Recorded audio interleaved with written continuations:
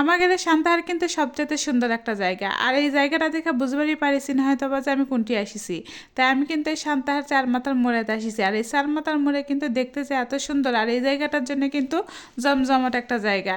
যাই হোক, এই জায়গাটা দেখতে যেমন সুন্দর তেমন কিন্তু ভিডিও ছাড়লেও ফর ইউ। তো যাই হোক, ভিডিও ফর হতে যাবে কিনা সেটা জানি না, কিন্তু আসিছিল সান্তাহার, এটা ওটা খাবার। আর সন্ধ্যার সময় কিছু না খেলে মনে হয় যে মনের ভিতরে একটা খুঁতখুত খুঁতখুত করে। সেই খুঁতখুত মিটাতে কিন্তু এটি আসিছিল, আসা খাওয়া দাওয়া শেষ করে এখন বাড়ির দিকে রওনা দিব, মানে নগার যাবো। তো এদিকে গাড়ি খুঁজির জন্য আসা দেখি গাড়ি ঘোড়া একদম এত ভিড়ের জন্যে কে কোনটি যাচ্ছে তার নাই ঠিক। তো এদিকে গাড়ি আলাক করছে না, তুমি নগা যাবি তো না, গাড়ি আলাক করছে যামো। কয়েক গাড়ি ঘুরাতে ঘুরাতে দেখে এদিকে আর্মির গাড়িরা আসিচ্ছে। এখন কি জি হচ্ছে সেটা বুঝবার পারছি না। যাই হোক, যে জায়গাতেই হচ্ছে আসবেন না কেন, এনা রিক্সি থাকে।